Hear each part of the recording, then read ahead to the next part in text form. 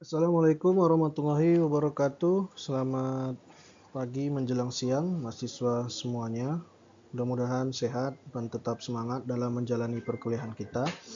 Izin pada kesempatan kali ini saya akan menyampaikan terkait dengan pertemuan 9 dan 10 konsep dasar pendidikan masyarakat, di mana perkuliahan kita di pertemuan 9 dan 10 ini adalah perkuliahan di lapangan, ya, artinya ada tugas lapangan yang harus kalian selesaikan.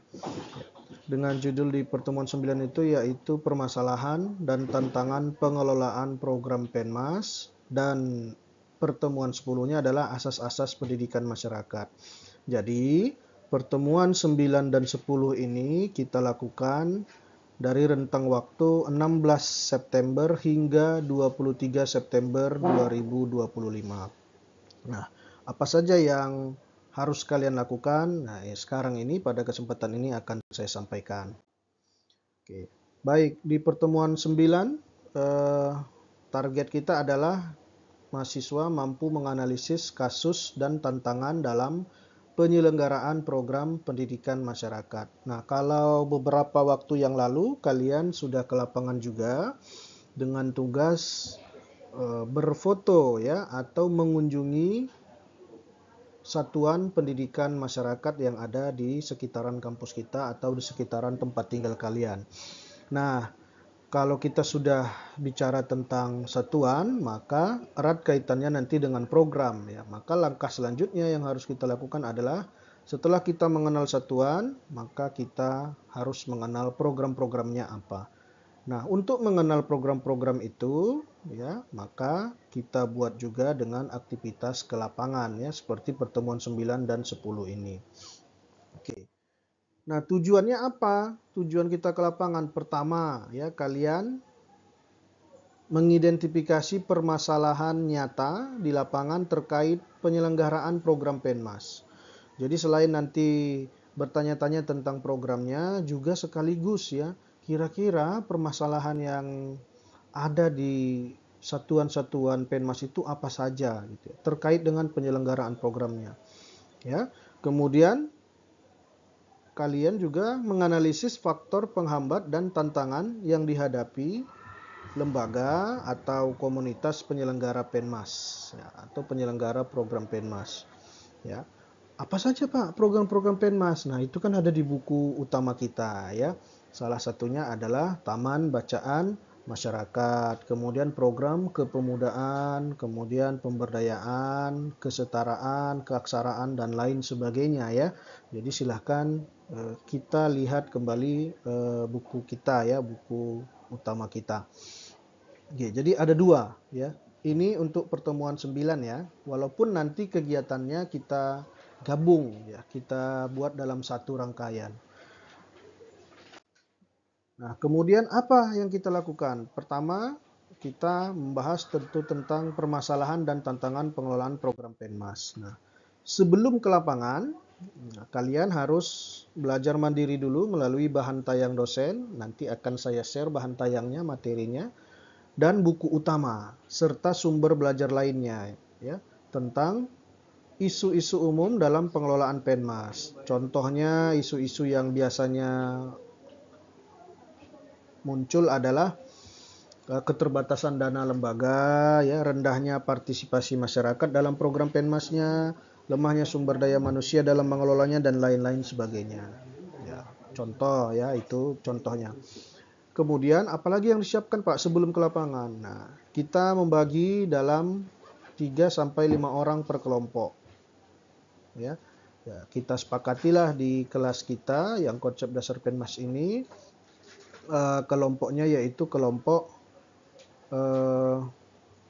presentasi. Kalau jumlahnya memang 5 ya.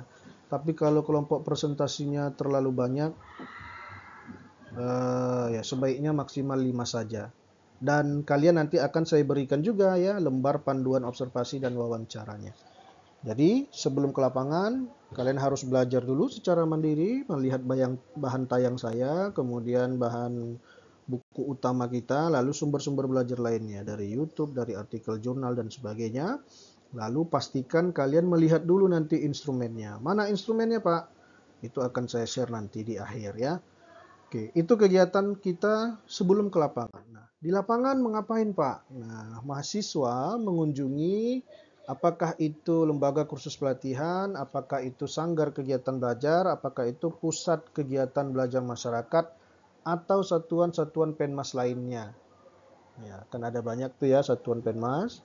Jadi jangan sampai salah. Setelah itu mau ngapain kami, Pak, setelah kami kunjungi? Ya, yang kalian lakukan ada 3. Pertama observasi, kemudian wawancara singkat, dan dokumentasi. Observasi kami ngapain, Pak? Melihat kegiatan pembelajarannya bagaimana, ya.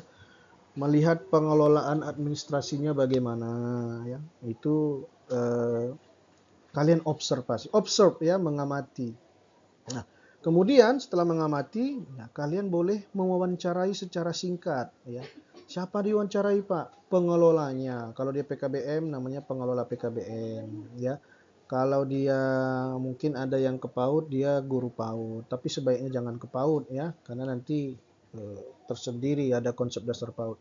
Lalu kemudian ada tutor ya. Tutor ini mungkin di PKBM yang ngajari paket A, paket B, paket C, ya. Wawancaranya tentang apa, Pak? Terkait permasalahan dan tantangan program yang ada di lembaga itu.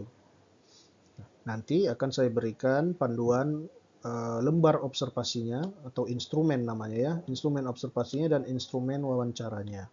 Jadi untuk mempermudah kalian ke lapangan. Lalu dokumentasi, ya, mencatat fakta dan mengambil data di lapangan ya. Ini bisa berupa foto, ya, catatan-catatan, brosur-brosur PKBM-nya, brosur-brosur programnya, dan sebagainya. Oke, itu yang kalian lakukan di lapangan. Nah, setelah dari lapangan, tiap kelompok tadi menyusun analisis kasus ya, berdasarkan hasil lapangannya. Apa sih masalah yang kita dapatkan dari kunjungan tadi? Kemudian penyebabnya apa? Kemudian dampaknya kepada program itu apa, dan kira-kira bagaimana solusinya. Nah, nanti di kelas kita mendiskusikan perbandingan masalah antar lokasi dan refleksi bersama di antara kelompok-kelompok lainnya. Ya, jadi pastikan nanti tiap kelompok harus berbeda kunjungannya ke satuan Penmas ya. Tidak boleh ada yang sama dalam satu kelas ya. Tidak boleh ada yang sama. Oke, bisa dipahami? Mudah-mudahan bisa ya. Itu pasca lapangan. Nah, untuk pertemuan 9. Nah, kemudian di pertemuan 10 ini sambung ya, sambung menyambung ya. Jadi kalian harus atur waktu, tidak perlu ke lapangannya mungkin sampai 2 atau 3 kali. Ya, atau maksimal 2 kali lah gitu ya untuk memperdalam datanya. Kenapa begitu? Karena di pertemuan 10 target kita adalah kalian mampu mengevaluasi penyelenggaraan pendidikan masyarakat berdasarkan asas penyelenggaraan program pendidikan masyarakat. Oke, sama halnya dengan di pertemuan 9, tujuan ke lapangannya adalah kalau tadi kita mau melihat apa sih permasalahan-permasalahannya gitu ya, yang ada di dalam pelaksanaan program yang ada di satuan Penmas itu. Nah, di pertemuan 10 kita mau mengaitkan praktik nyata penyelenggaraan Penmas dengan asas-asas Penmas. Ya, saya contohkan asas-asasnya ada. Setiap program Penmas itu ada asas partisipasi, ada asas keberlanjutan, ada asas pemerataan, relevansi, dan sebagainya. Ya, lihat buku utama kita, di buku ada asas-asas yang lain juga. Jadi itu kita mau kaitkan dengan yang ada di lapangan, yang kalian kunjungi. Oke. Kemudian satu lagi tujuannya adalah melakukan evaluasi sederhana terhadap program atau lokasi Penmas yang telah dikunjungi. Jadi nanti di akhir kalian bisa menilai gitu ya, sesuai nggak ya program kesetaraan yang sudah kami kunjungi ini dengan asas-asas ini. Asas-asas mana yang belum sesuai, asas mana yang sudah bagus, asas mana yang perlu ada gitu ya. Itu tujuannya untuk di pertemuan 10.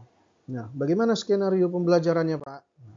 Sebelum ke lapangan, ya, tentu sama dengan pertemuan 9, kalian baca buku, bahan tayang nanti akan saya share, dan serta sumber belajar lainnya. Lalu, nah mahasiswa menggunakan data hasil kunjungan lapangan.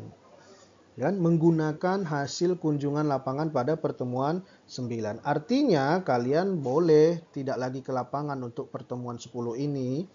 Jadi bisa saja nanti satu kelompok dia bisa cukup satu kali kunjungan, dia bisa dapatkan data untuk pertemuan 9 dan 10. Nah, namun bagi yang tidak memungkinkan, kalau mau kunjungan berulang ya silahkan saja, ya silahkan saja. Asal lembaganya juga menerima kita dengan baik, ya. Itu sebelum ke lapangan. Sewaktu di lapangan, ya mahasiswa melakukan kunjungan lanjutan atau ya kan, kalau dia sudah dapat datanya di pertemuan 9, dia tinggal mengolah data sebelumnya. Tapi kalau dia belum dapat, ya dia kunjungan lanjutan istilahnya. Apa aktivitasnya? Ya, mengecek, memeriksa ya kesesuaian apakah praktik program Penmas ini relevan dengan asas penyelenggaraan. Apakah programnya sudah partisipatif, apakah sudah berkelanjutan dan seterusnya. Nah, jika diperlukan kalian boleh melakukan klarifikasi singkat dengan narasumber di lembaga gitu ya. Jika ada hal-hal yang perlu kalian konfirmasi, itu boleh silahkan. Itu yang kalian lakukan di lapangan. Makanya saya katakan ini sekali jalan. Ya, sekali jalan. Sambil kalian ngambil data di pertemuan 9 tadi, maka jangan lupakan ini gitu ya, dilihat juga sekalian melihat apakah sudah partisipatif, sudah berkelanjutan, apakah relevan dan seterusnya. Nanti ini ada juga instrumennya. Jadi pastikan kalian baca nanti instrumennya baru ke lapangan. Nah, pasca ke lapangan, kalian menyusun hasil evaluasi, apa kelemahannya, kelebihannya, dan rekomendasi berdasarkan asas-asas Penmas yang ada. Nanti di pertemuan 12 ya kita presentasi kelompok di kelas ya. Dilanjutkan dengan umpan balik dosen dan diskusi antar mahasiswa. Ini pasca lapangan. Oke. Nah, ini tadi yang saya sampaikan, kita punya instrumen lapangan mata kuliah konsep dasar Penmas. Ada 3 yang kita gunakan pada kali ini, diingat. Pertama, instrumen observasi. Kedua, instrumen wawancara. Ketiga, instrumen evaluasi asas-asas Penmas. 3 ya. Yang instrumen observasi dan wawancara, ya, ini digunakan pada pertemuan 9. Instrumen wawancara pengelola digunakan untuk pertemuan 9. Instrumen evaluasi untuk pertemuan 10. Dijelas, jadi jangan pernah ke lapangan kalau belum ada instrumennya atau hal-hal yang kita siapkan untuk mengambil datanya. Oke ya, ada 3. Nanti saya akan kirimkan di grup instrumennya. Kemudian tentu ada tagihan ya, format laporan akhir lapangannya untuk pertemuan 9 dan 10 ya. Bagaimana format laporan akhirnya? Artinya kalian kan ke lapangan tuh ya. Pertemuan 9 tadi ngambil data, observasi, wawancara, pertemuan 10 mengevaluasi berdasarkan asas. Nah, di mana kami tulis itu, Pak? Di mana kami tuangkan hasil-hasilnya? Yaitu dengan laporan lapangan. Apa saja yang di dalamnya? Pertama, tentu ada halaman judul ya. Judul laporannya harus begini ya, analisis, tantangan dan evaluasi penyelenggaraan program pendidikan masyarakat di. Nah, jadi dari analisis ini, tantangan dan evaluasi penyelenggaraan program Penmas di. Nah, ininya yang berbeda nanti. Ini berbeda pada masing-masing kelompok. Kalau ini boleh sama, analisis, tantangan, dan evaluasi penyelenggaraan program Penmas di. Jadi satu kelas itu harus memiliki atau mengunjungi lokasi yang berbeda-beda ya. Kemudian pakai nama mahasiswa, NIM-nya, kelas apa, nama dosen pengampunya, dan nama lembaga yang dikunjungi, PKBM, apakah TBM, LKP, dan lain-lain, dan tahun akademik. Ya seperti cover-cover laporan di Unimed pada umumnya ya. Itu di halaman judul paling depan. Kemudian di pendahuluan ya, ada dibagi 3 di dalam pendahuluan atau bab 1 ya. Pertama latar belakang Ya, isinya apa, Pak? Mengapa penting menganalisis tantangan dan mengevaluasi penyelenggaraan Penmas? Itu diuraikan lah 1 sampai 3 halaman. Ya, menurut kalian mengapa kita melakukan tugas itu? Kemudian tujuan kegiatannya apa?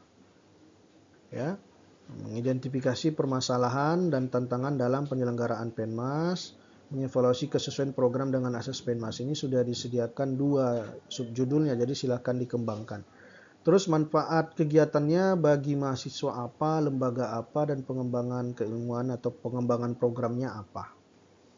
Itu di pendahuluan. Kemudian masuk ke deskripsi lokasi. Ya, di bab 2.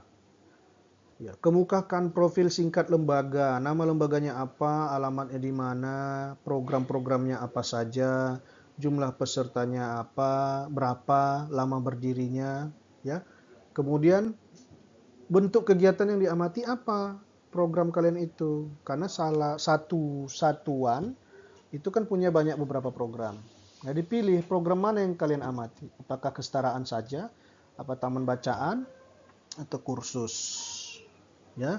Jadi dipilih satu. Jadi di atas profil lembaga satuannya, kemudian di bawah program yang kalian amati atau bentuk kegiatan yang kalian amati. Oke, kemudian di bab 3, nah masuk, tuliskan di situ hasil observasi dan wawancara. Ya, data observasinya apa? Uraian singkat hasil observasi berdasarkan instrumen. Nah, ya, nanti instrumennya saya berikan. Kemudian uraikan juga data wawancara, ringkasan jawaban pengelola terkait tantangan program, dan analisis kasus, ya. Identifikasi masalah, faktor penyebabnya, dan seterusnya. Di bab 3. Kemudian di bab 4, hasil evaluasi asas-asas Penmas. Ya. Kalian nanti menyajikan hasil evaluasi itu dalam bentuk tabel dan uraian berdasarkan instrumen evaluasi. Apakah programnya sudah sesuai dengan asas partisipasi, relevansi, dan lain-lain, ya. Beri penilaiannya singkat, kuat, sedang, atau lemah untuk setiap asas. Nanti bisa kita tindak lanjuti lewat diskusi di WA. Lalu, bab berapa tadi? Bab selanjutnya adalah diskusi dan pembahasan. Apa yang ditulis di situ, Pak? Kaitkan temuan lapangan dengan teori permasalahan umum Penmas, asas penyelenggaraan Penmas. Ya, bandingkan dengan hasil penelitian atau literatur terkait, ya. Boleh referensi jurnal atau materi kuliah dan buku. Nah, kalau saya tidak salah ingat, kita sepakati kemarin bahwa minimal artikel jurnal nasional itu ada 10 yang harus ada di daftar pustaka, artikel internasional minimal 5, kemudian buku ada 10, ya, yang harus ada di daftar pustaka. Itu minimal, seminimal-minimalnya. Semakin banyak semakin baik, dan kalau boleh ya terlihat di dalam pembahasannya, ya. Bab selanjutnya adalah kesimpulan dan rekomendasi. Pertama, kesimpulan. Apa sih permasalahan utama yang dihadapi oleh satuan itu dan bagaimana evaluasi programnya? Lalu rekomendasi. Apa kira-kira saran perbaikan bagi lembaga dan pembelajaran yang didapat mahasiswa dari aktivitas kita ini? Nah, ini ya daftar pustaka. Baru cantumkan daftar pustaka, minimal 10 referensi dan sumber-sumber lainnya. Lampiran ada instrumen observasi dan wawancara yang terisi, foto kegiatan, ya. Ya, walaupun saya buat di sini opsional sesuai izin, tapi harus ada lah ya foto kegiatannya. Artinya izin dulu ya ke pengelola atau yang bertanggung jawab pada satuan Penmas yang kalian tuju. Lalu dokumen pendukung dari lembaga, brosur, jadwal kegiatan, dan sebagainya. Itu yang harus dilampirkan.